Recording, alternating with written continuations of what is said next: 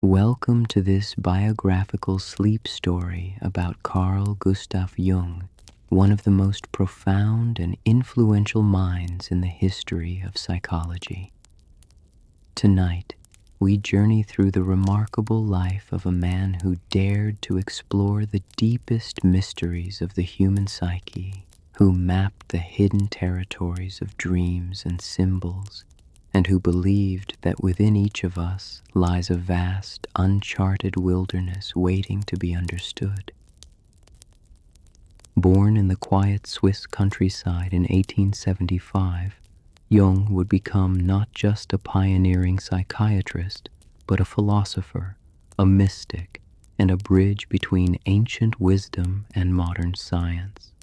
He challenged his mentor, Sigmund Freud, ventured into his own psychological abyss, and emerged with revolutionary ideas about the collective unconscious, archetypes, and the journey toward wholeness he called individuation. As you settle into comfort and prepare for rest, let this story of curiosity, courage, and transformation carry you through the night. We'll explore Jung's childhood visions, his groundbreaking work with patients, his fateful meeting and dramatic break with Freud, his perilous descent into the unconscious, and his lifelong quest to understand the soul. This is a story about facing darkness to find light, about the symbols that connect all humanity, and about one man's determination to chart the inner cosmos. Chapter 1. The Dreaming Child.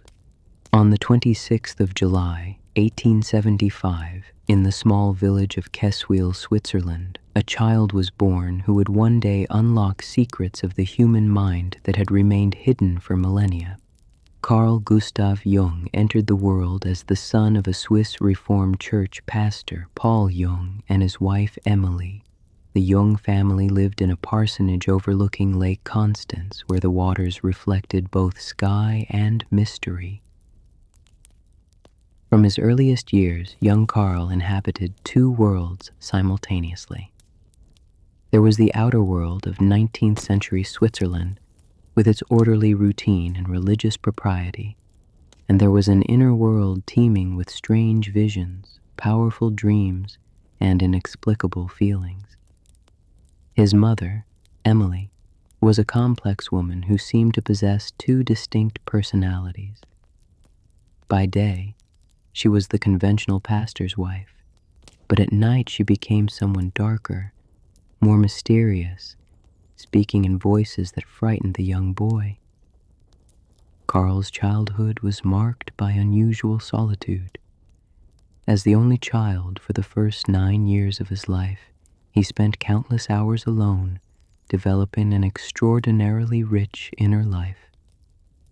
He would sit for hours by the lake, watching the water and the sky, feeling himself dissolve into the landscape around him.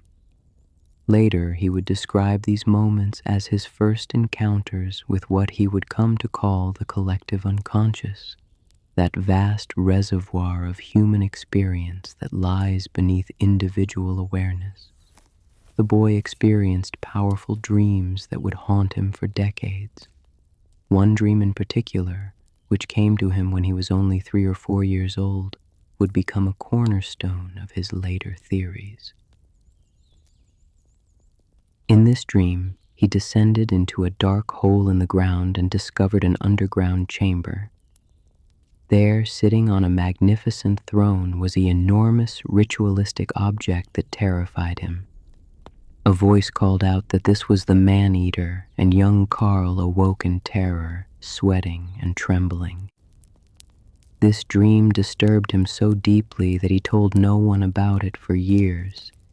Yet it planted seeds that would later blossom into his understanding of archetypes, those universal symbols and patterns that appear across all human cultures. The underground chamber became, in his later work, the unconscious mind. The throne and the frightening presence became the archetypal forces that shape human behavior and experience, Carl's relationship with his father was complicated by a growing awareness that the elder Jung's faith was not as secure as his profession suggested. The boy could sense his father's doubts, his quiet desperation, his inability to truly believe in the religious doctrines he preached.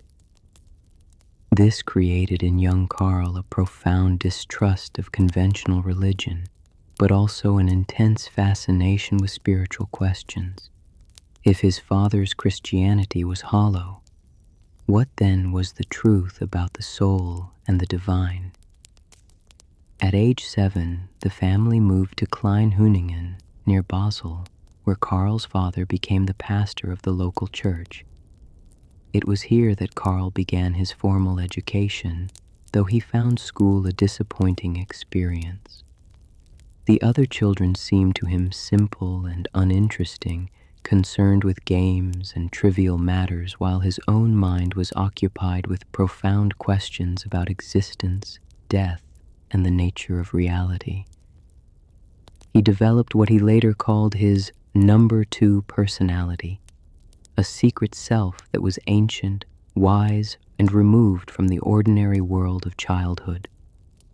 When overwhelmed by the demands of his number 1 personality, the conventional boy who had to attend school and follow rules, he would retreat into this older, wiser self who seemed to possess knowledge beyond his years. Young Carl created a private ritual that gave him a sense of security and power. He carved a small wooden figure, only 2 inches long, which he hid in the attic along with a smooth painted stone. These objects became his secret treasure, representing a part of himself that no one else could touch or understand. Whenever he felt distressed or confused, he would visit his hidden figure and feel comforted by this private world he had created. His early years were also marked by inexplicable fainting spells. Whenever he faced something particularly difficult or unpleasant, especially at school, he would suddenly lose consciousness. These episodes became so frequent that his parents grew alarmed, and he was kept home from school for months. It was only when he overheard his father expressing worry about his future, about whether the boy would ever be able to support himself, that Carl realized what he was doing. He was unconsciously escaping from the demands of ordinary life. The revelation shocked him into action. He forced himself to return to his studies with fierce determination, fighting against the fainting spells until they eventually ceased. This experience taught him a crucial lesson about the power of the unconscious mind to create physical symptoms and about the necessity of confronting rather than fleeing from life's challenges.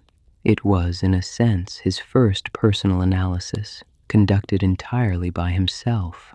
As Carl moved into adolescence, his inner life became even more complex and troubling. He experienced thoughts that seemed to come from somewhere beyond himself, theological speculations that felt dangerous and heretical. He struggled with a particular thought about God and a cathedral that disturbed him so deeply he couldn't allow himself to think it fully for days, fearing divine punishment. When he finally allowed the thought to complete itself, imagining God above the Basel Cathedral, he saw God's throne releasing something that shattered the cathedral into pieces. Rather than feeling guilty or damned, he felt an enormous relief and a sense of profound grace. This experience convinced him that God wanted him to think his own thoughts, to question, to explore, even if it meant breaking with conventional religion. This was the dreaming child who would grow into the man who would revolutionize our understanding of the human psyche, the boy whose visions and questions would eventually touch millions of lives. In his solitude, in his dreams, in his secret rituals, and his theological struggles, the seeds of analytical psychology were already being planted. Chapter 2. The Medical Student. In 1895, at the age of 20, Carl Gustav Jung entered the University of Basel to study medicine. His family's modest financial situation meant that he had to live at home and watch his expenses carefully. But for Jung, the greater challenge was choosing a direction for his life. His interests were impossibly broad, ranging from philosophy and theology to natural science and archaeology.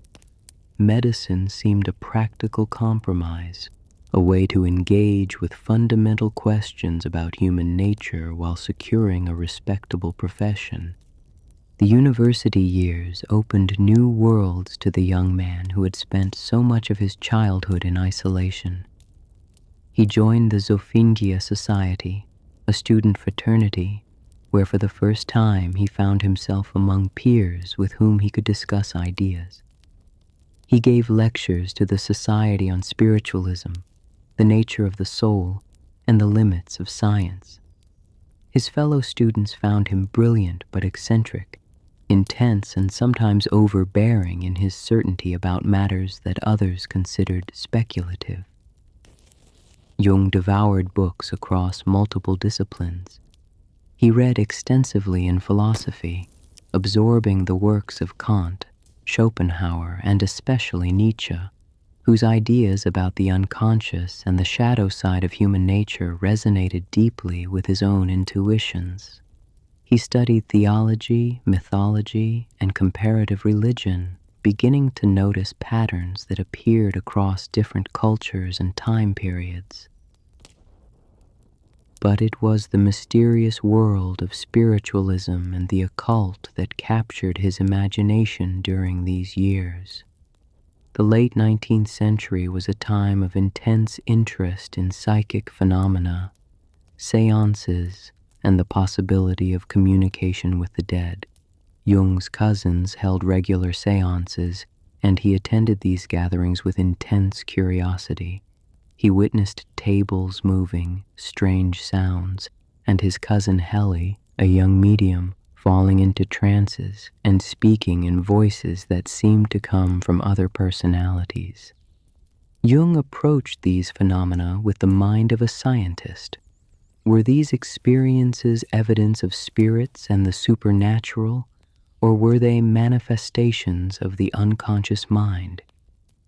He began taking detailed notes on the seances, observing carefully how Helly's personality would change, how she would speak with different voices and claim to be various historical figures. This would later become the basis for his doctoral dissertation. The question of whether the phenomena were genuine supernatural events or psychological ones didn't particularly trouble Jung. What fascinated him was that something real was happening, something that revealed hidden dimensions of the human psyche. Whether or not ghosts existed, the experiences were revealing truths about the human capacity for multiple personalities, about the layers of consciousness, about the power of the unconscious to create vivid and compelling experiences. His medical studies progressed steadily, though he found much of the material tedious. Anatomy, physiology, pharmacology, these subjects held his attention only insofar as they related to larger questions about consciousness and the mind. He excelled academically but remained somewhat isolated from his fellow students, who found him difficult to understand and sometimes pretentious. Jung's interest in psychiatry crystallized during his final year of medical school. One day, while studying for his examinations, he picked up a textbook of psychiatry by Richard von Krafft-Ebing. As he read the preface, which described psychoses as diseases of the personality, Jung felt a sudden excitement. Here was the field he had been seeking, the place where medicine met philosophy, where the biological met the psychological, where all his interests could converge. Psychiatry in the 1890s was not a prestigious field. Mental illness was poorly understood, and those afflicted were warehoused in asylums where treatment consisted mainly of restraint and sedation. Jung's professors and colleagues were surprised by his choice.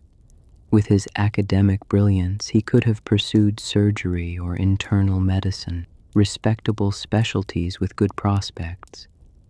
But Jung had found his calling.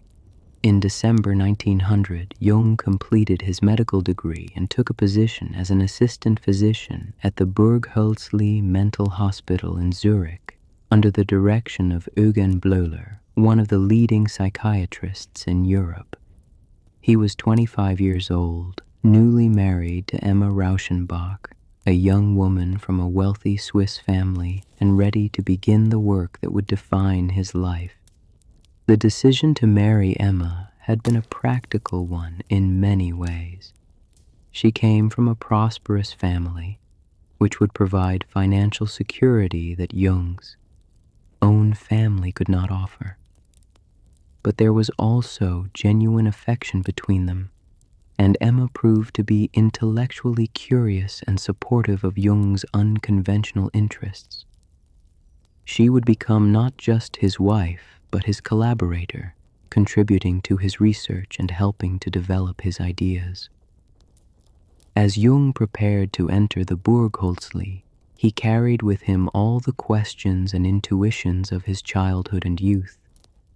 The dreams, the visions, the sense of multiple personalities within himself, the conviction that beneath ordinary consciousness lay vast, unexplored territories. All of these would now be brought to bear on the suffering of actual patients.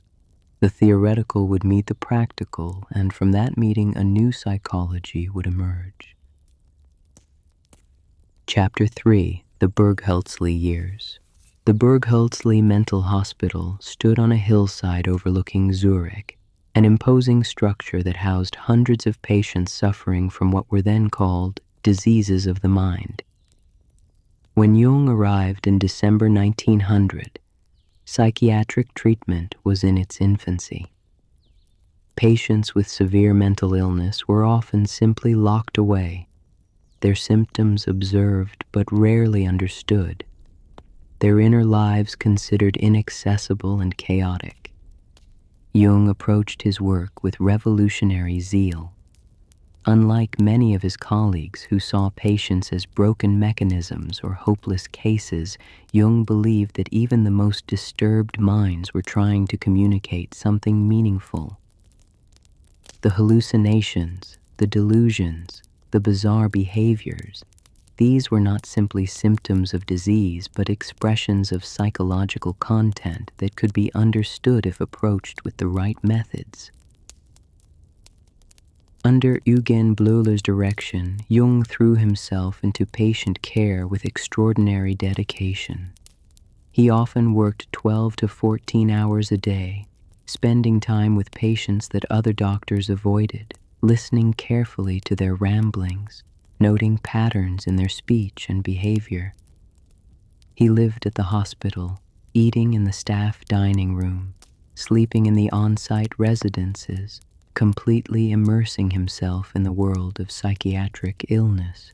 Bleuler had introduced modern methods to the Burghölzli, including detailed record-keeping, careful observation, and the revolutionary idea that patients should be treated with respect and compassion rather than simply controlled. Jung embraced these principles and went further, developing his own methods for understanding the inner lives of his patients.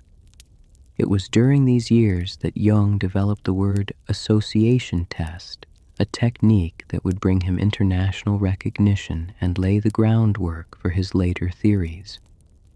The test was elegantly simple. Jung would read a list of words to a patient and measure how long it took them to respond with the first word that came to mind.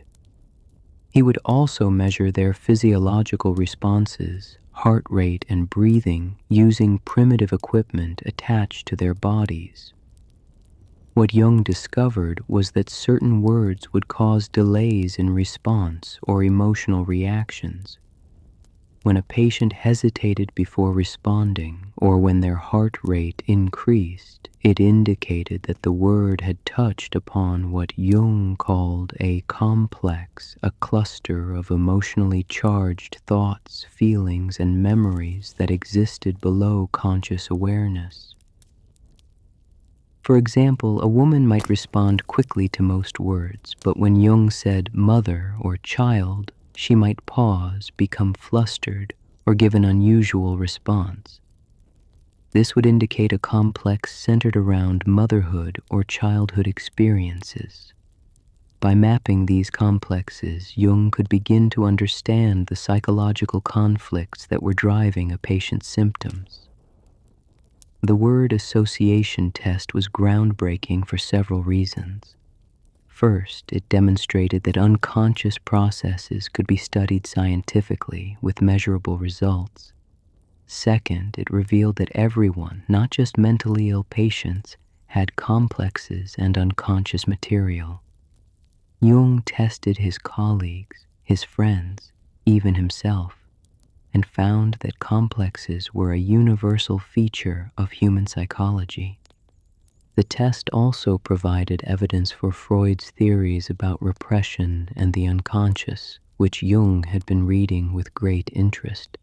Freud's work on hysteria, on the interpretation of dreams, on the sexual origins of neurosis, all of this resonated with Jung's own observations.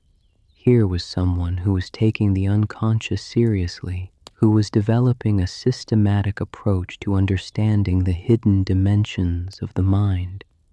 In 1906, Jung published The Psychology of Dementia Praecox, a book that applied Freudian theory to the severe mental illness then called dementia praecox and later renamed schizophrenia by Bleuler. Jung argued that even the most bizarre symptoms of schizophrenia could be understood as meaningful psychological reactions to unbearable experiences. The delusions and hallucinations were not simply random. They were the psyche's attempt to cope with trauma or overwhelming emotion. The book brought Jung to Freud's attention. Here was a young Swiss psychiatrist, respected, working in a prestigious institution who was defending and expanding Freudian theory. For Freud, who had faced intense criticism and rejection from the medical establishment in Vienna, Jung's support was tremendously encouraging. He saw in Jung a potential successor, someone who could carry psychoanalysis forward and establish it as a legitimate medical discipline. During his years at the Burghölzli, Jung also began his own private practice, seeing patients in the evenings and on weekends. Among his early patients was Sabina Spielrein, a young Russian woman who had been admitted to the hospital at age 19 with what was diagnosed as hysteria. Jung took a personal interest in her case, spending hours talking with her, using his word association test, and helping her to understand the traumatic experiences underlying her symptoms. Spielrein would later become a psychoanalyst herself and would develop important ideas about the death instinct that influenced both Jung and Freud. But during her treatment, she also became emotionally entangled with Jung in ways that were both therapeutically significant and personally complicated. The relationship, whether it became romantic or remained within bounds, became a source of anguish for both of them and would later contribute to tensions between Jung and Freud. By 1905, Jung had been appointed senior physician at the Burghölzli and lecturer in psychiatry at the University of Zurich. He was building a reputation as one of the most innovative and promising young psychiatrists in Europe. His work on word association had been published in multiple journals. His application of Freudian theory to psychosis was being discussed in psychiatric circles across the continent. But Jung was becoming restless within the confines of institutional psychiatry. The hospital administration demanded conformity to routine. The medical model of mental illness, with its focus on diagnosis and classification, felt increasingly limiting to him. What he wanted was to explore the depths of the human psyche, to understand the symbolic content of dreams and delusions, to trace the connections between individual psychology and universal human experiences. The mythology and symbolism that patients expressed in their delusions fascinated Jung. A patient might claim to be God or the Virgin Mary, might speak of cosmic battles between good and evil, might see visions of serpents or divine lights. Other doctors dismissed these as meaningless symptoms of disease, but Jung recognized in them the same archetypal patterns he had found in religious texts, in fairy tales, in ancient myths. Emma Jung had given birth to their first child, Agathe, in 1904, and their family was growing. Jung was earning good money from his private practice, and his reputation was spreading. His marriage to Emma provided stability and support, even as Jung's own psychological complexity was becoming increasingly apparent. He was a man of tremendous energy and charisma, but also of dark moods and intense need for solitude. By 1907, Jung was ready for a change. He had learned what he could from the Burghölzli, had established his credentials, and had developed his own ideas about the psyche. When the opportunity came to leave the hospital and focus entirely on his private practice and his research, he took it. More importantly, he was about to meet the man who would become his mentor, his colleague, his rival, and ultimately his opponent in a dramatic intellectual battle that would shape the future of psychology. Chapter 4. Meeting Freud. In February 1907, Carl Jung traveled to Vienna to meet Sigmund Freud for the first time. The meeting had been months in the making, facilitated by an increasingly warm correspondence between the two men. Jung had sent Freud a copy of his book on dementia praecox, along with a deferential letter praising Freud's work. Freud, in turn, had responded with enthusiasm, recognizing in Jung both a brilliant mind and a potential ally in the struggle to establish psychoanalysis as a legitimate science. When Jung arrived at Freud's apartment at Burggasse 19, he was 31 years old, tall and robust, emanating vitality and confidence. Freud was 50, smaller in stature, already suffering from the jaw problems that would plague him for the rest of his life, but intellectually fierce and extraordinarily penetrating. The two men sat down to talk at 1 o'clock in the afternoon, and their conversation continued without interruption for 13 hours. They discussed everything: dreams, sexuality, the unconscious, mythology, the resistance psychoanalysis faced from the medical establishment. Jung was overwhelmed by Freud's brilliance and by the older man's passionate commitment to truth. For his part, Freud was delighted by Jung's enthusiasm, his scientific credentials, and above all by the fact that Jung was not Jewish. Psychoanalysis, Freud believed, would never gain acceptance if it remained identified solely with Jewish intellectuals in Vienna. Jung, a Swiss Protestant from a respected academic background, could give the movement legitimacy and breadth. Almost immediately, Freud began referring to Jung as his crown prince, his designated successor who would carry psychoanalysis into the future. He wrote to others in his circle that Jung was to be the Joshua to my Moses, the one who would enter the promised land that Freud himself would only glimpse from afar. This was an enormous burden to place on any colleague, and it contained within it the seeds of inevitable disappointment. For the next 6 years, Jung and Freud maintained an intense, complex relationship that was part collaboration, part father-son dynamic, part rivalry. They corresponded constantly, sometimes several times a week, sharing ideas, discussing cases, planning for the future of psychoanalysis. Jung visited Freud in Vienna multiple times, and Freud visited Jung in Zurich. They traveled together to America in 1909, spending weeks in close quarters as they journeyed to Clark University in Massachusetts, where both men lectured on psychoanalysis to American audiences. The trip to America was both a triumph and the beginning of the end for their relationship. Publicly, it was a great success.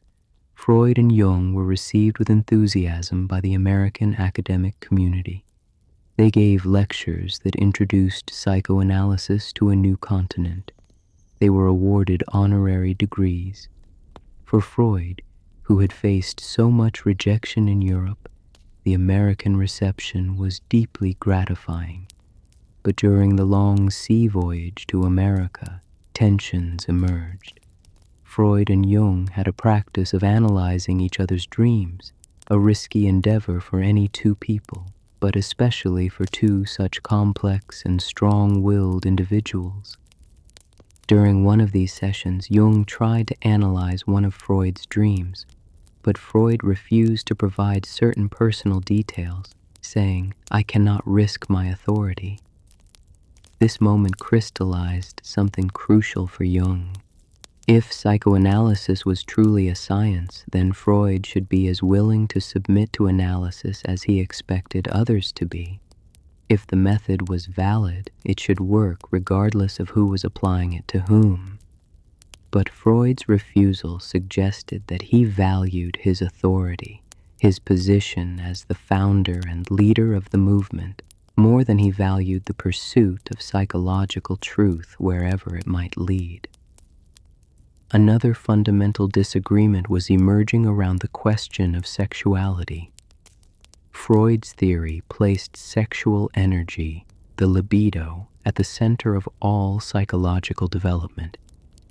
Neuroses, Freud argued, were always the result of sexual repression or sexual trauma. Dreams were disguised expressions of sexual wishes. The unconscious was dominated by sexual and aggressive instincts that civilization forced into repression. Jung, while acknowledging the importance of sexuality, believed Freud's theory was too narrow.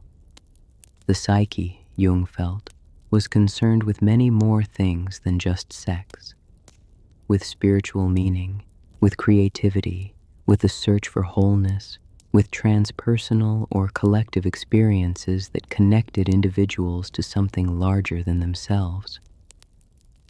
To reduce everything to sexuality seemed to Jung both reductive and clinically unhelpful. Moreover, Jung was observing in his patients symbolic material that seemed to come from sources beyond personal experience. Patients who knew nothing of mythology would dream of mythological themes. Patients from different cultures would produce similar symbolic images. This suggested to Jung that there was something in the psyche that was inherited, collective, not reducible to individual sexual history.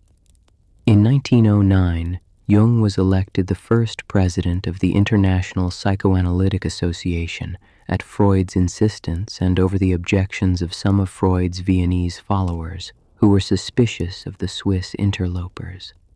This should have been Jung's moment of triumph, his official recognition as Freud's heir apparent. But instead, it intensified the growing tensions within the psychoanalytic movement. Jung began work on his own major theoretical work, Transformations and Symbols of the Libido, which was published in 1912.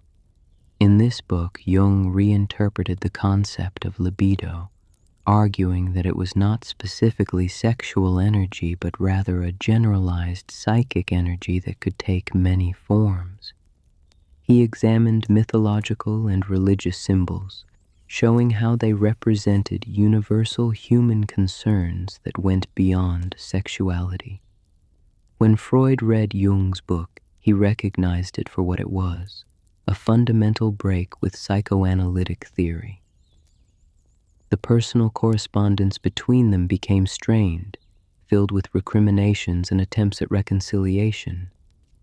Jung felt increasingly suffocated by Freud's insistence on sexual theory and by the cultish atmosphere that had developed around psychoanalysis. Freud felt betrayed by Jung's theoretical departures and hurt by what he saw as Jung's ambition and disloyalty. The final break came in 1913 after an exchange of increasingly hostile letters. Jung accused Freud of treating his followers like patients rather than colleagues, of demanding submission rather than encouraging independent thought. Freud accused Jung of harboring personal complexes that prevented him from accepting psychoanalytic truth and of abandoning science for mysticism. In April 1914, Jung resigned as president of the International Psychoanalytic Association and withdrew from the organization entirely. The relationship between the two men was over. Freud would later write about Jung with bitterness, dismissing his ideas as occultism. Jung, for his part, would spend decades working through the psychological impact of the break, which left him feeling both liberated and profoundly shaken. What Jung didn't fully realize at the time was that losing Freud's guidance and support was about to send him into the most dangerous and transformative period of his life.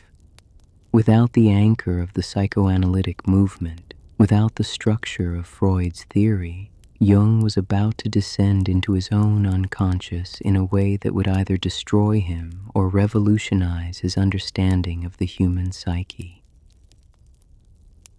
Chapter 5: Confrontation with the Unconscious. The years following Jung's break with Freud were the most perilous of his life. Between 1913 and 1919, Jung underwent what he later called his confrontation with the unconscious, a period of psychological upheaval so intense that he feared for his own sanity. It was a voluntary descent into madness, a systematic exploration of the psyche's depths that required enormous courage and nearly cost him everything. The trigger was the loss of Freud's theoretical framework. For years, Jung had oriented himself according to Freud's ideas, even as he modified and extended them. Now, suddenly, he was adrift, without a map for understanding the psyche. Worse, he was being flooded with material from his own unconscious that he couldn't explain or control. Jung began having powerful fantasies and visions that intruded into his waking consciousness. He would be sitting in his study, and suddenly he would see vast landscapes, ancient ruins, floods of blood covering the earth. In one recurring vision, he saw all of Europe drowning in blood, corpses floating in the water, civilization destroyed. At first, he thought he was going insane. Then, in August 1914, World War I began, and Jung realized with horror that his visions had been premonitions, that some part of his psyche had been picking up on the collective tension building toward catastrophe. This realization was both terrifying and revelatory. If his personal psyche could sense something happening at the collective level, then the unconscious must extend beyond the individual. There must be layers to the psyche that are shared, inherited, collective. This would become one of Jung's most important concepts, the collective unconscious, that deep layer of the psyche containing the inherited experiences and patterns of all humanity. But understanding this intellectually did not make the experience less frightening. Jung was having conversations with inner figures who seemed to have independent existence. He would sit at his desk, and a voice would speak to him, or a personality would emerge from within him. Unlike the psychotic patients he had treated, Jung retained his capacity to observe and analyze what was happening to him. He could stand outside the experience even while being caught in it. He decided to approach these experiences systematically, to engage with the unconscious deliberately rather than simply being overwhelmed by it. He began a practice he called active imagination, in which he would allow fantasies to develop while remaining conscious and observant. He would descend imaginatively into his own depths, meeting figures and exploring landscapes that emerged from the unconscious. During these active imaginations, Jung encountered a series of inner personalities. There was an old man he called Elijah, who represented wisdom and prophecy. There was a beautiful but troubling woman he called Salome, who represented erotic energy and danger. There was a serpent, an ancient symbol of transformation. These figures would speak to him, guide him, challenge him. The most important figure Jung encountered was one he came to call Philemon, an old man with the wings of a kingfisher who seemed to possess superior knowledge. Philemon became Jung's inner teacher, a personification of wisdom that seemed to exist independently of Jung's conscious ego. In conversations with Philemon, Jung learned that thoughts could have autonomous existence, that the psyche contained personalities and intelligences beyond the ego's control.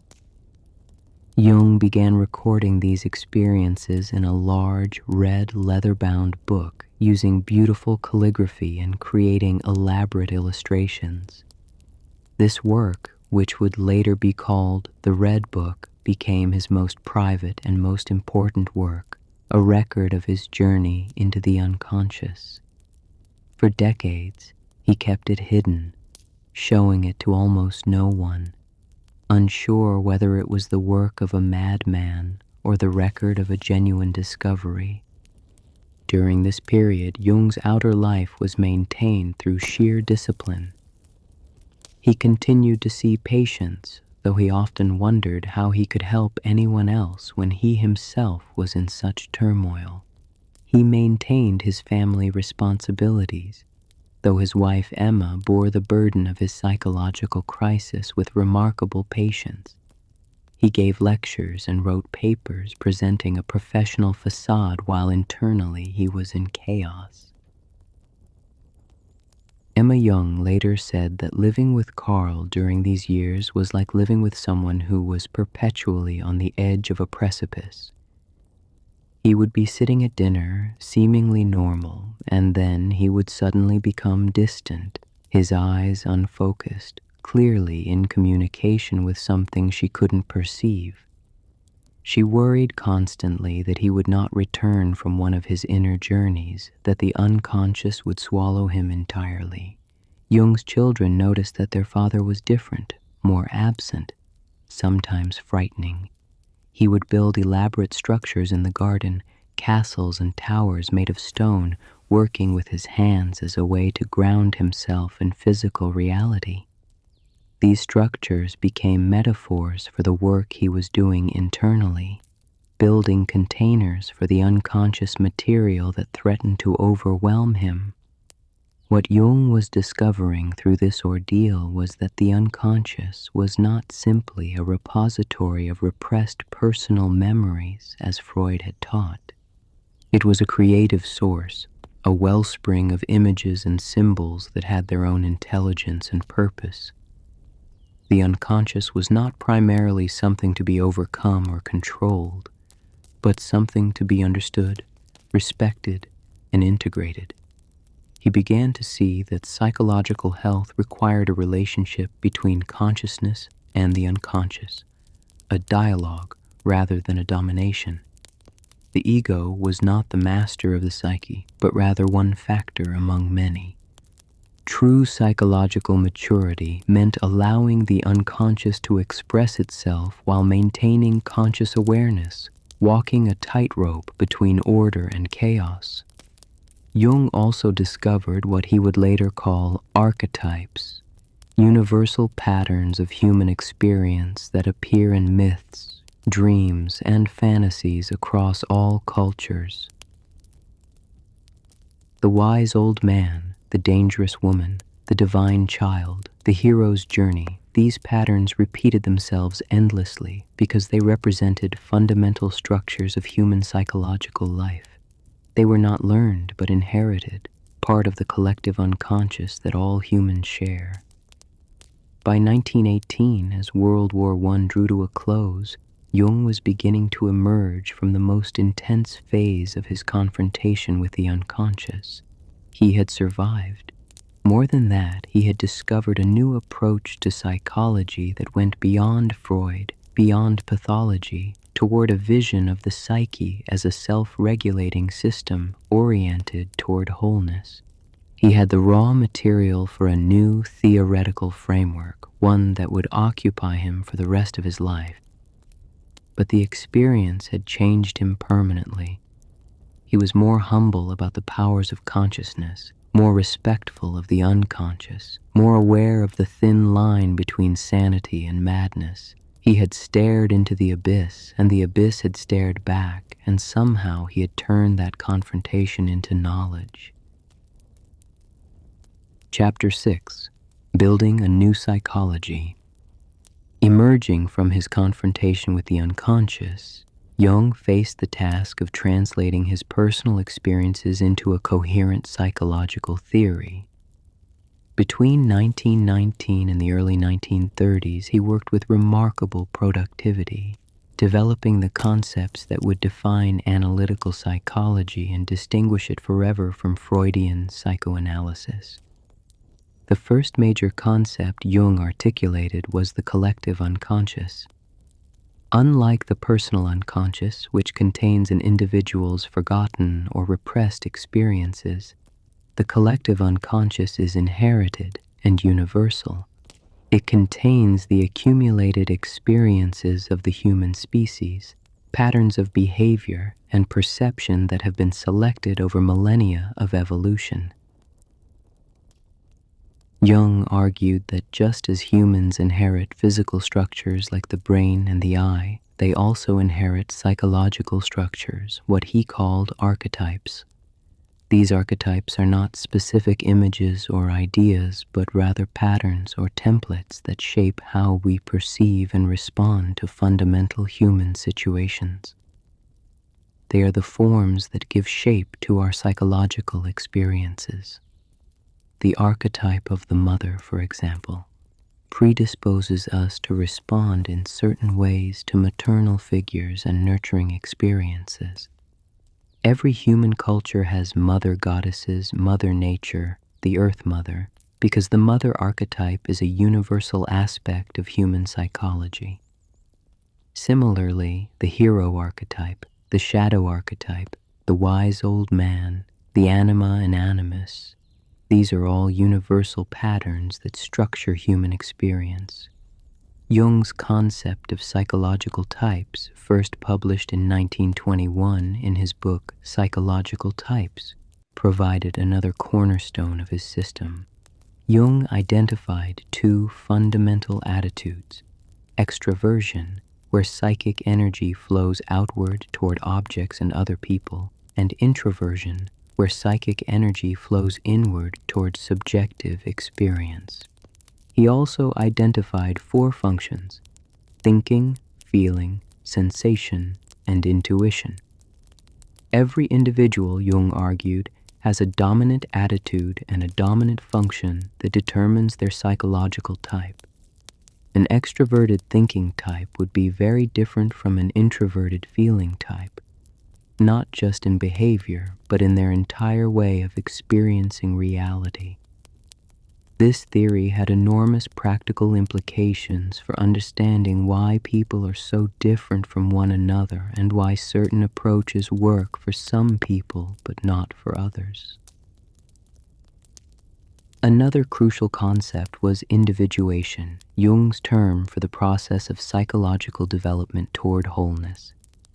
Individuation is not about becoming perfect or eliminating the shadow side of personality. Rather, It is about becoming conscious of all the different aspects of the psyche and integrating them into a coherent, functioning whole. The process typically begins in midlife when the persona, the social mask we wear for the world, begins to feel insufficient. People in midlife crisis are often beginning the individuation process, though they usually don't recognize it as such. They are being called by the unconscious to confront parts of themselves they have ignored or repressed, to become more than just their social role or their ego's narrow conception of who they are. Individuation requires confronting the shadow, that part of ourselves we refuse to acknowledge, the qualities and impulses we project onto others because we cannot bear to see them in ourselves. Everyone has a shadow, and it contains not just negative qualities but also positive potentials that the ego has rejected. A person who prides themselves on being always kind might have a shadow full of anger and aggression. Someone who identifies as purely rational might have a shadow full of emotion and irrationality. Beyond the shadow lie the anima in men and the animus in women, Jung's terms for the contrasexual aspects of the psyche. A man must come to terms with his inner femininity, his capacity for emotion, relationship, and receptivity. A woman must integrate her inner masculinity, her capacity for assertion, logic, and creative action. These are not sociological statements about men and women, but psychological observations about the need for every individual to integrate all human qualities within themselves. At the center of the psyche, Jung placed what he called the self, distinct from the ego. The ego is the center of consciousness, the I that we identify with. But the self is the center of the entire psyche, both conscious and unconscious. It represents the potential for wholeness, the archetype of unity and integration. Individuation is essentially the ego learning to relate to the self, to bow before something larger and wiser than itself. Jung's practice during these years reflected his theoretical developments. He worked with patients using dream analysis, but not in the Freudian way of reducing symbols to sexual meanings. Instead, Jung approached dreams as messages from the unconscious, offering insights into what the psyche needed for its development. He encouraged patients to engage with their dreams through active imagination, to paint them, to dialogue with dream figures, to extract their meaning through creative engagement. He also began to use methods like the I Ching, the ancient Chinese book of changes, and he studied astrology, not because he believed in divination in a literal sense, but because these systems provided symbolic languages that could capture the complexity of psychological situations. They were tools for expanding consciousness, for seeing patterns and connections that rational analysis might miss. Jung's own life during this period was complex and unconventional. His relationship with Tony Wolff, a former patient who became his collaborator and lover, was openly acknowledged. Emma Jung, his wife, tolerated this arrangement with great difficulty, but also with remarkable psychological sophistication. Jung believed that conventional marriage was too narrow to contain the full complexity of human relationships, though he also recognized the pain this belief caused those he loved. His home in Küsnacht, on the shores of Lake Zurich, became a center for psychological work. Students and colleagues from around the world came to study with Jung, to undergo analysis, to participate in seminars. Jung's home included a library filled with books on mythology, religion, alchemy, and psychology. He had built a tower on his property, a stone structure where he could retreat for solitude and contemplation. The tower became a symbol of Jung's psychological work.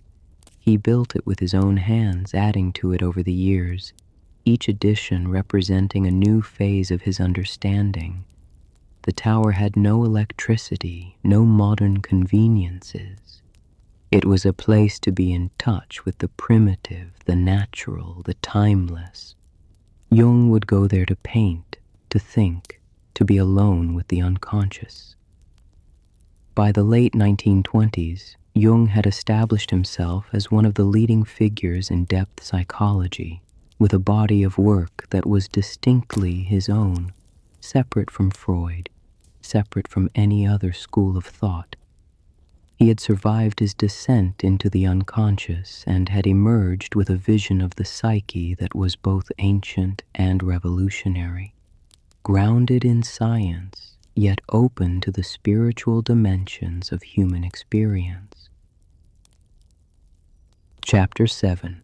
Travels and Cross-Cultural Studies. In the 1920s and 1930s, Jung embarked on a series of journeys that would profoundly influence his understanding of the psyche. Having developed his theories largely through work with European patients and through his own inner explorations, Jung felt compelled to test his ideas against the experiences of people from radically different cultures. These travels would confirm his belief in the collective unconscious and the universality of archetypes, while also deepening his appreciation for cultural differences. In 1924, Jung traveled to the Pueblo Indians of New Mexico. He spent weeks at Taos Pueblo speaking with the tribal elders through an interpreter, trying to understand their worldview. What struck Jung most forcefully was how different their psychological orientation was from European consciousness. The Pueblo people lived in a world where dreams were as real as waking life, where the boundary between self and nature was permeable, where ritual and ceremony maintained the balance of the cosmos. One conversation particularly affected Jung. A Pueblo elder named Ochwiai Biano told him that white people were crazy, and when Jung asked why, the elder said, "They think with their heads." This seemed absurd to Jung at first, but as the elder explained further, Jung understood. Europeans lived entirely in their intellect, cut off from their bodies, from nature, from the spiritual dimension. They were one-sided, overdeveloped in consciousness but impoverished in soul. The Pueblo people saw themselves as children of Father Sun, and they believed their religious ceremonies helped the sun to rise each day. This seemed like primitive superstition to European thinking, but Jung recognized it as a profound psychological truth. The ceremonies gave the Pueblo people a sense of cosmic meaning and purpose. They felt essential to the continuation of life itself. This was very different from the European experience of being insignificant in a meaningless mechanistic universe. From New Mexico, Jung traveled through other parts of the American Southwest, experiencing landscapes that resonated deeply with his sense of the collective unconscious. The ancient rock formations, the vast deserts, the sense of timelessness, all of this evoked something primal in Jung's psyche. He felt he was seeing the geological and geographical equivalents of the archetypal realm, the earth itself as a manifestation of deep structural patterns. In 1925, Jung made an even more significant journey to East Africa. He traveled through Kenya and Uganda, experiencing African tribal cultures and the African landscape. The psychological impact was profound. In Africa, Jung felt he was witnessing humanity in a state closer to the collective unconscious, less separated from nature, less burdened by consciousness. He observed African tribes whose relationship to the psyche was entirely different from European models. Dreams and visions were not regarded as subjective, internal events, but as encounters with real spiritual forces. The witch doctors and shamans were not charlatans, but psychological healers who understood the symbolic language of the unconscious in ways that European medicine had forgotten.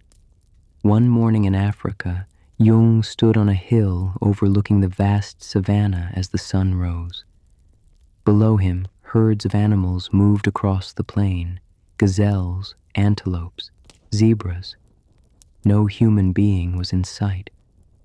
Suddenly, Jung was overwhelmed by the realization that he was witnessing the world as it had been for millions of years, the world as it existed before human consciousness arose to observe it. In that moment, he understood something profound about consciousness itself. It was a recent development, a small island in a vast ocean of unconscious nature.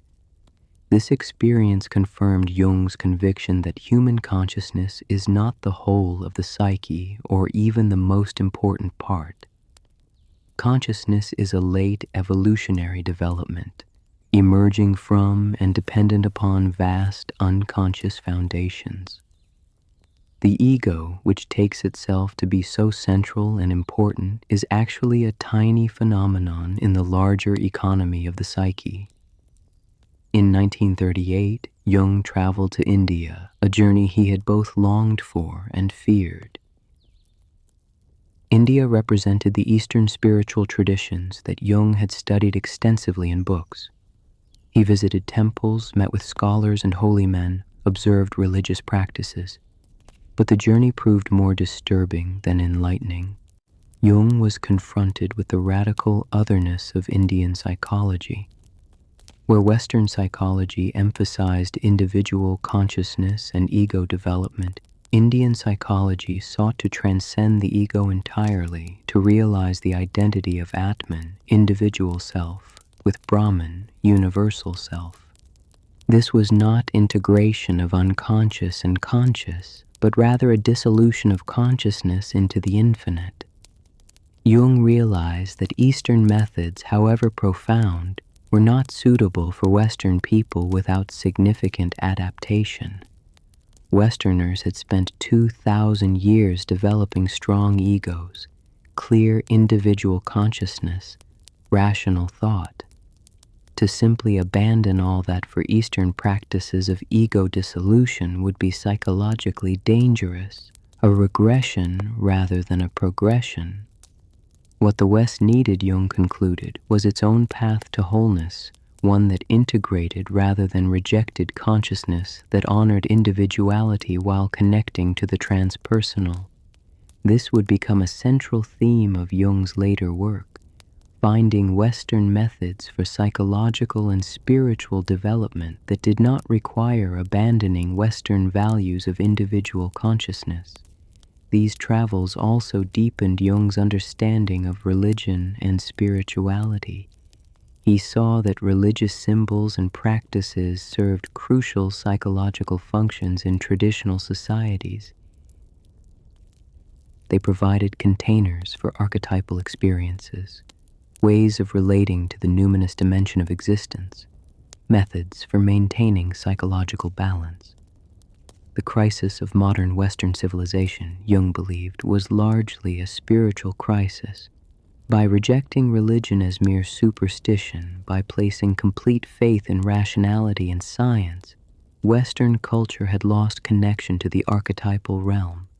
People were psychologically starving, cut off from the sources of meaning and purpose that had sustained humanity for millennia. But Jung also recognized that there could be no simple return to traditional religion. Once consciousness had developed, once critical thinking had emerged, people could not go back to naive belief. What was needed was a new relationship to religious symbols, one that recognized them as psychologically profound without requiring literal belief.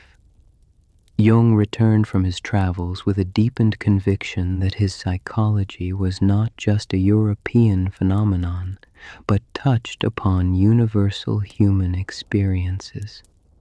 The archetypes he had identified in European dreams and myths appeared in different forms in Africa, in New Mexico, in India, confirming that they were indeed collective, inherited structures of the human psyche. But he also returned with greater respect for cultural differences and with warnings about the danger of cultural appropriation. Westerners who tried to simply adopt Eastern practices without understanding them risked psychological confusion.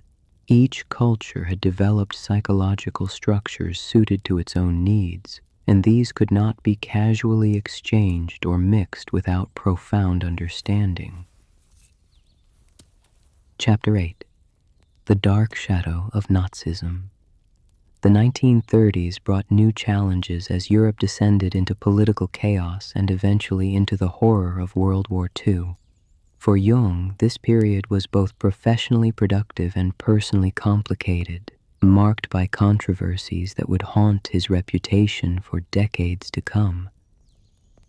His relationship with the Nazi regime in Germany remains one of the most contested aspects of his legacy. In 1933, when Hitler came to power in Germany, the German psychoanalytic societies were reorganized under Nazi control. Jewish analysts, including Freud and most of his followers, were expelled or fled. Jung was asked to become president of the International General Medical Society for Psychotherapy, which the Nazis were trying to co-opt for their purposes. Jung accepted the position, a decision that has been interpreted in many ways. Jung himself claimed that he was trying to preserve some space for non-Nazi psychology, to protect German psychotherapists who were not Jewish from losing their professional standing entirely. He argued that by maintaining international connections, he could prevent the complete Naziification of German psychology. Critics, however, saw Jung's acceptance of the position as collaboration with the regime. The situation was complicated by some of Jung's published statements during this period. He wrote about the differences between Jewish psychology and Aryan psychology, suggesting that Jews had a different collective unconscious from Germanic peoples. These statements, even when read in the most generous light, played into Nazi racial theories and gave them a veneer of psychological legitimacy.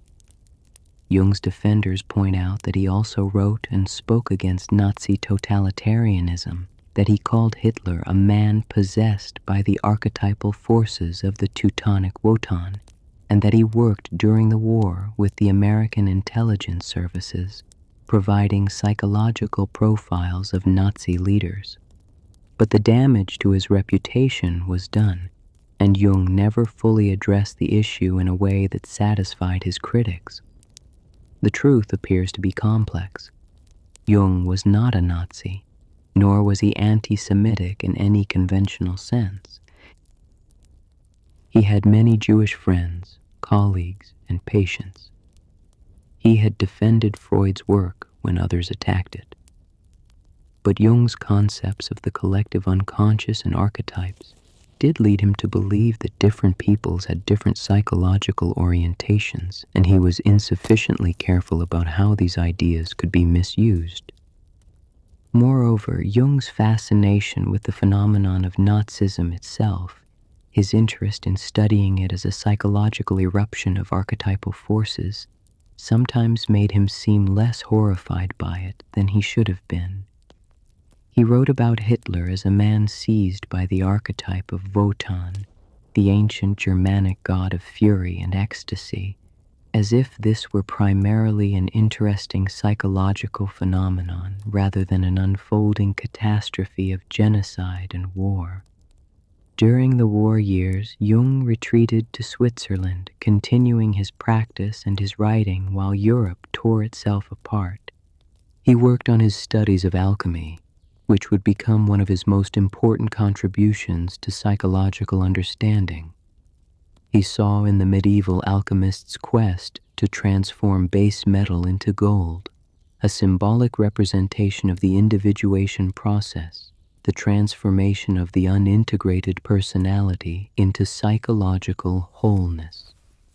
Alchemy provided Jung with a Western tradition of psychological and spiritual work that paralleled Eastern practices but was native to European culture. The alchemists had unknowingly been doing psychology, projecting their inner processes onto matter, working with substances and reactions that represented stages of psychological transformation. Jung's massive work, Psychology and Alchemy, published in 1944, traced these connections in exhaustive detail. He showed how alchemical symbols appeared in modern dreams, how the stages of alchemical transformation corresponded to stages of psychological development, how the alchemist's quest for the philosopher's stone paralleled the search for the self.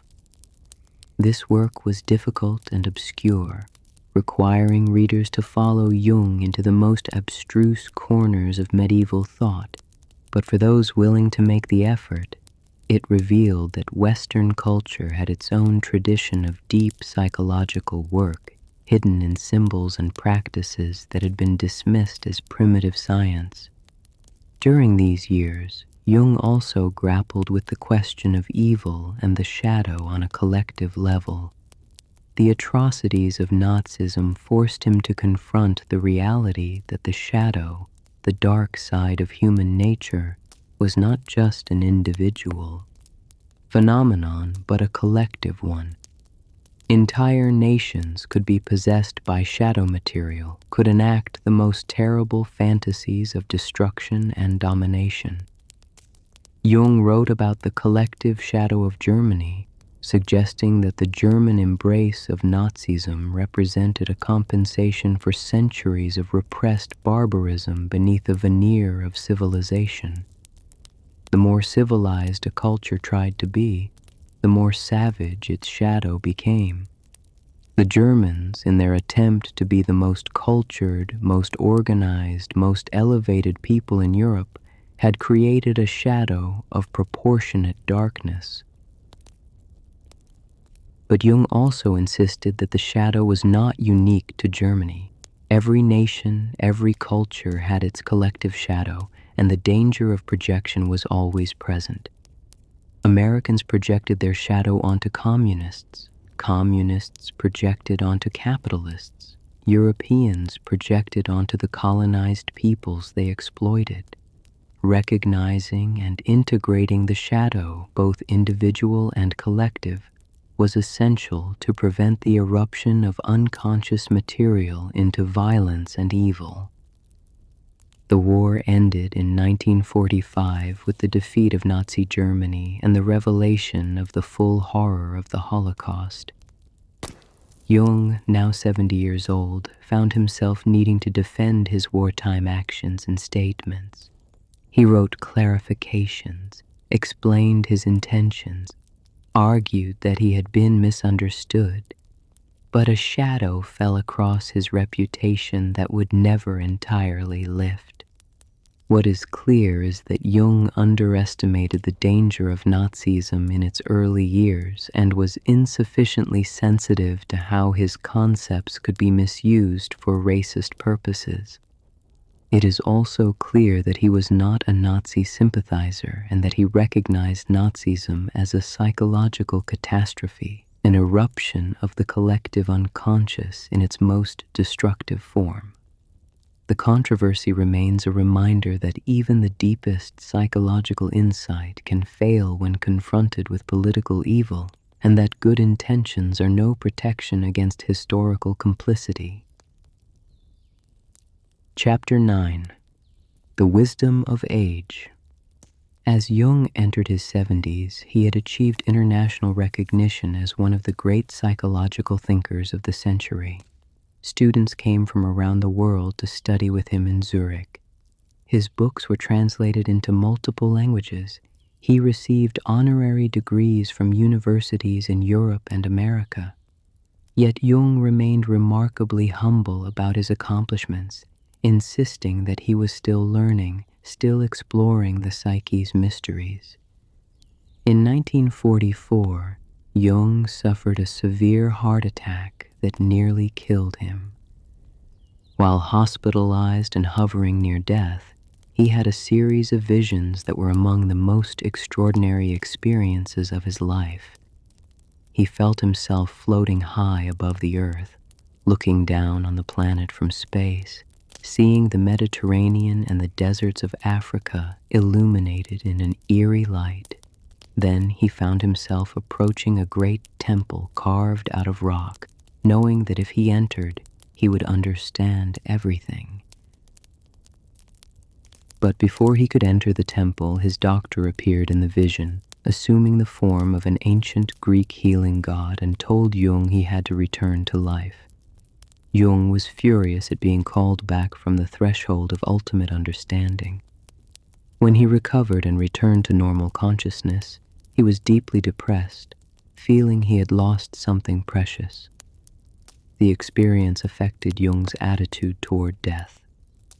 He became convinced that consciousness does not end with physical death, that the psyche continues in some form. This was not religious belief, but rather empirical observation based on his near-death visions and his lifelong study of the psyche.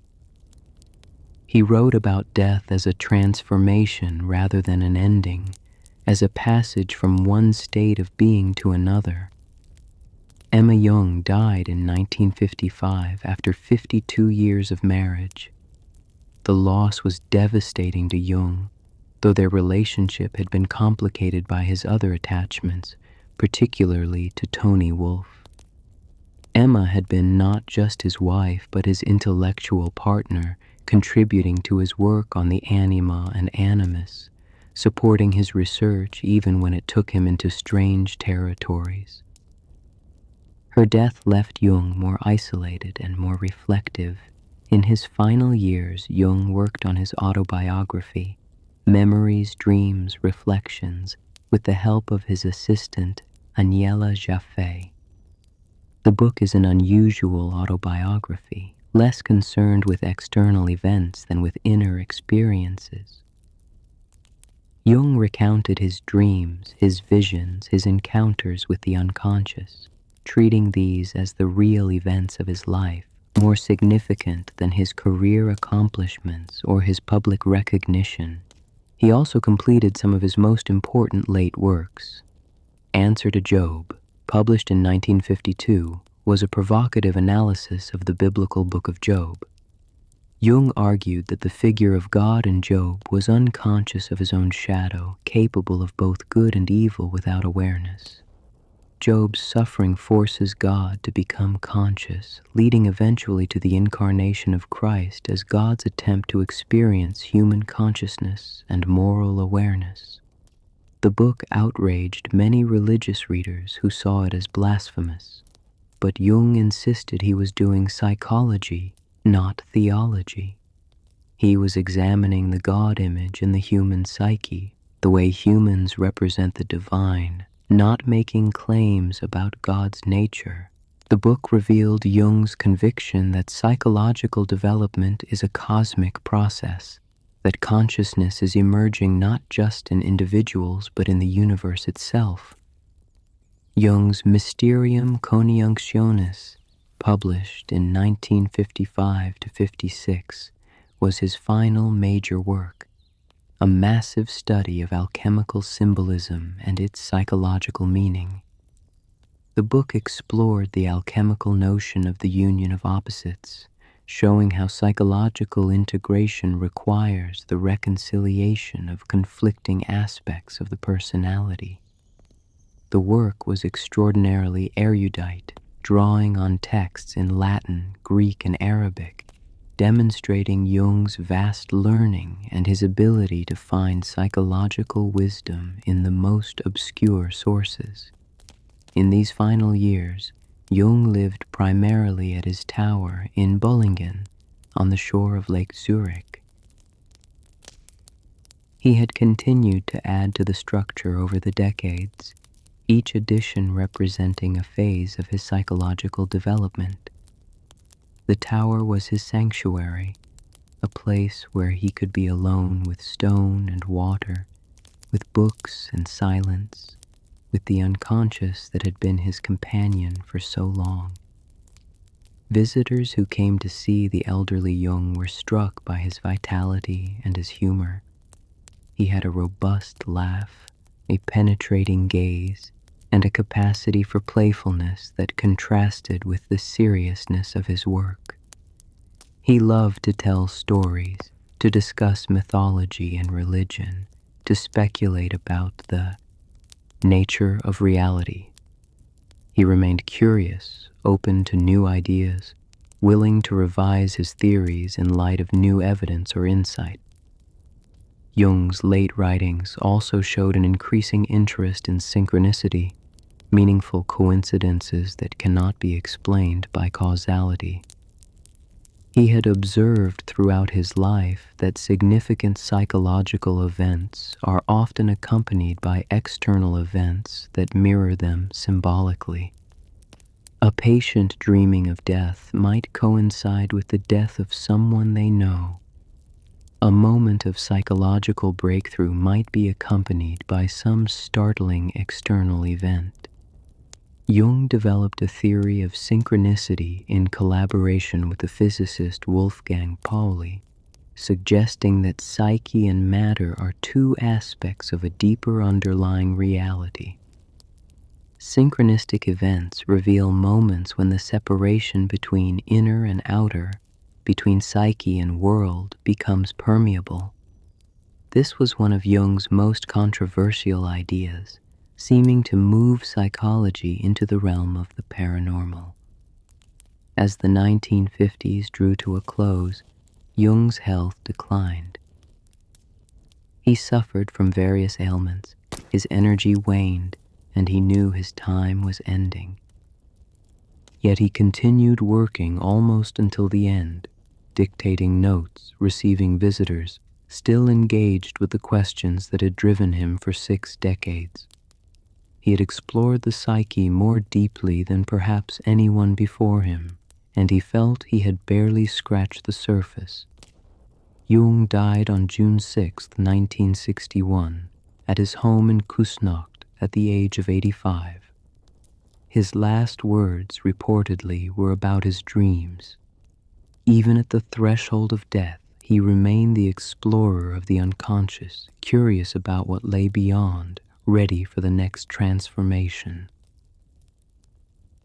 Chapter 10: Legacy and the Eternal Questions. Carl Gustav Jung left behind a body of work that continues to influence psychology, philosophy, religion, and culture more than 6 decades after his death. His ideas about the collective unconscious, archetypes, psychological types, and individuation have entered mainstream thought, affecting how millions of people understand themselves and the human condition.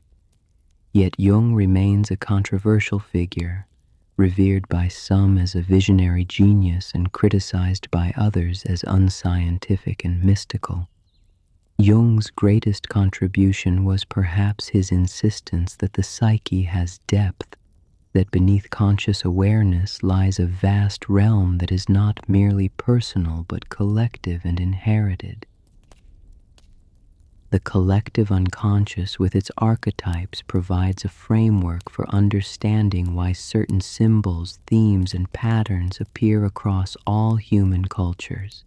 The hero's journey, the great mother, the wise old man, the shadow, these are not just literary devices but reflections of deep psychological structures. This concept has influenced fields far beyond psychology. In literature and film, Joseph Campbell's work on the hero's journey, directly inspired by Jung, has shaped how stories are understood and created. In religious studies, Jung's approach to symbols and myths has provided ways to appreciate religious traditions without requiring literal belief. In anthropology and cultural studies, Jungian concepts have offered frameworks for understanding cultural differences and similarities.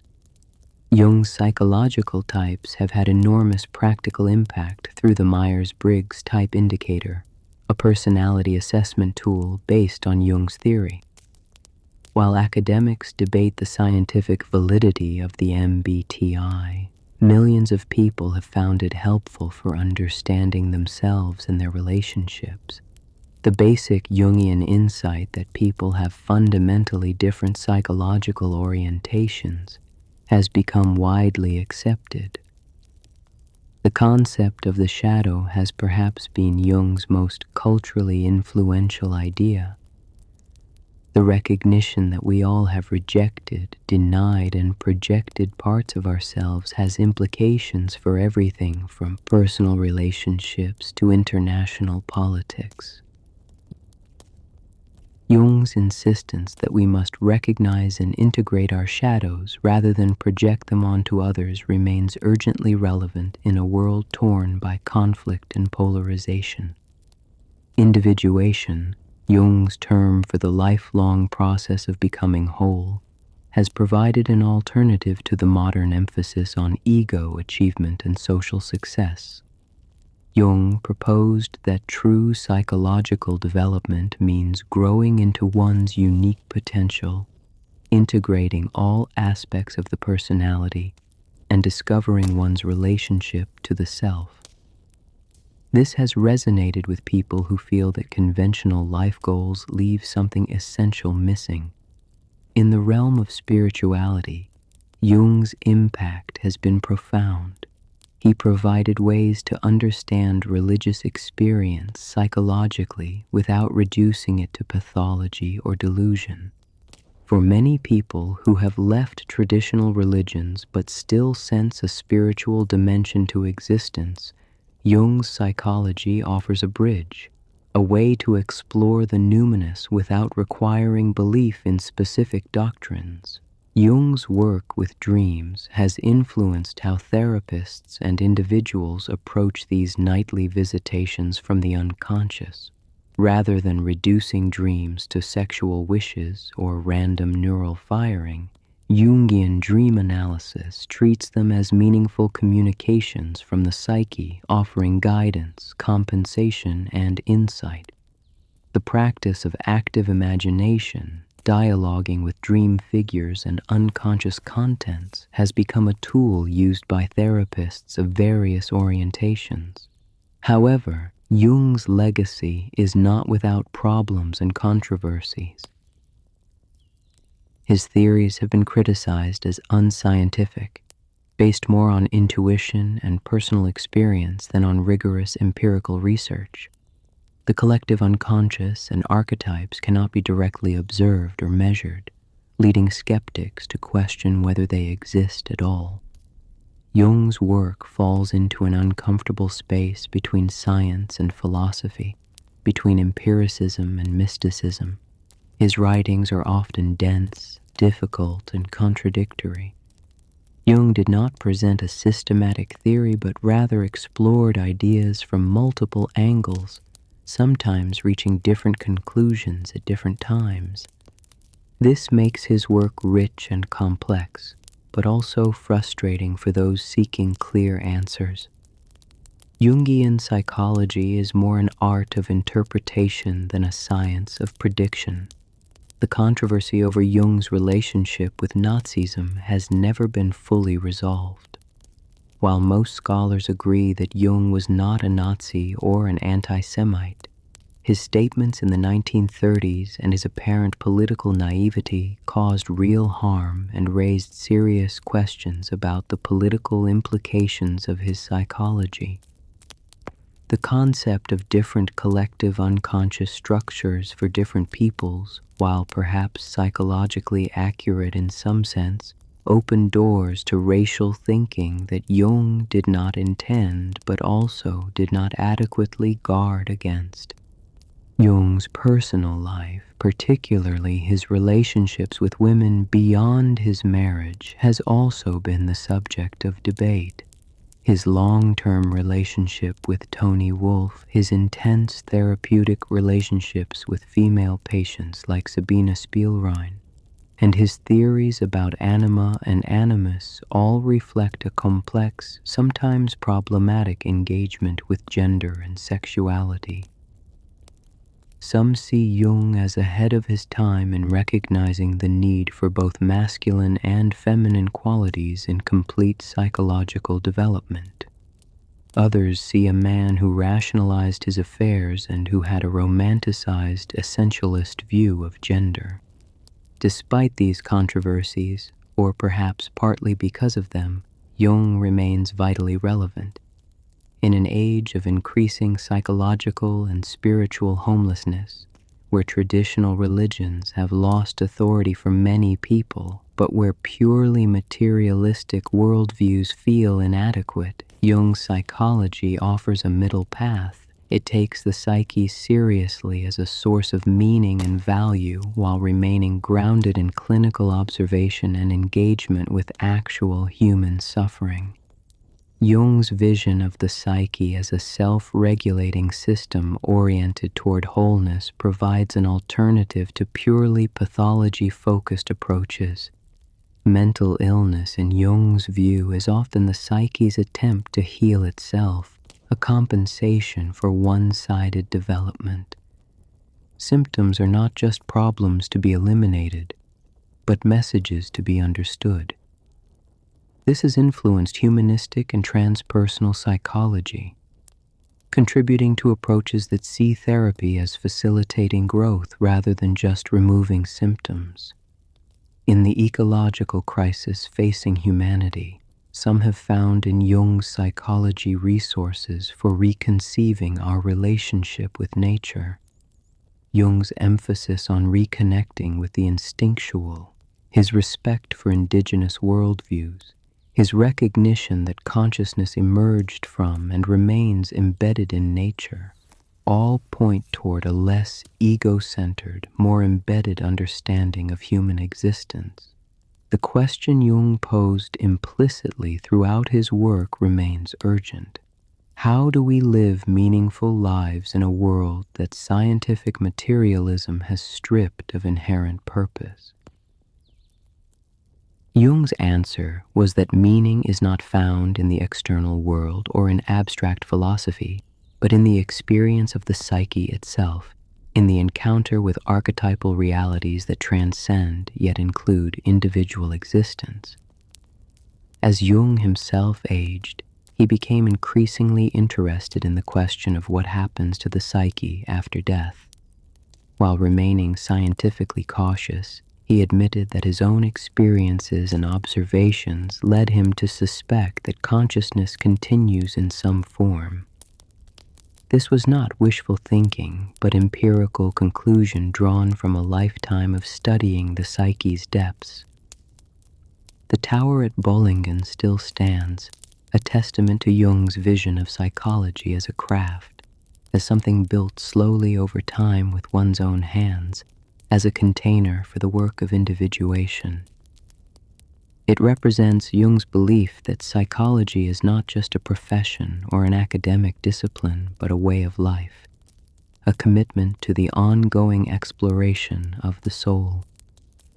Carl Gustav Jung died having lived a life of extraordinary depth and complexity, having explored the psyche with courage and creativity, having faced his own darkness and emerged with wisdom to offer others. He left behind not a finished system, but a set of tools, concepts, and approaches for the ongoing work of understanding human consciousness and unconsciousness. His greatest legacy may be the permission he gave for taking the psyche seriously, for exploring dreams and symbols and myths and religious experiences as valuable sources of psychological truth. In an age that often reduces everything to mechanism or social construction, Jung insisted on the reality and autonomy of psyche itself, on its creative power, on its orientation toward meaning and wholeness. The questions Jung asked remain our questions. Who am I beyond my social roles and ego identifications? What does the unconscious want from me? How do I integrate my shadow? How do I live authentically while honoring forces larger than my conscious will? What is the relationship between individual and collective? How do I find meaning in a world without guaranteed external meaning? Jung's life and work stand as testimony that these questions can be lived even if they cannot be finally answered, that the journey into the unconscious, while dangerous, is also the path to psychological wholeness and authentic existence. His legacy is not a set of doctrines to be believed, but an invitation to exploration, a map of territories that each person must navigate for themselves, guided by dreams and symbols and the whisper of the self calling us toward our own unique destiny. As you drift into sleep, may Jung's courage in facing the unconscious inspire your own inner explorations. May his respect for the psyche's depths remind you that your dreams, your struggles, your questions are all part of a meaningful journey. And may you find, in the darkness of sleep and dream, the same creative forces that guided Jung through his confrontation with the unconscious and into a deeper understanding of what it means to be human.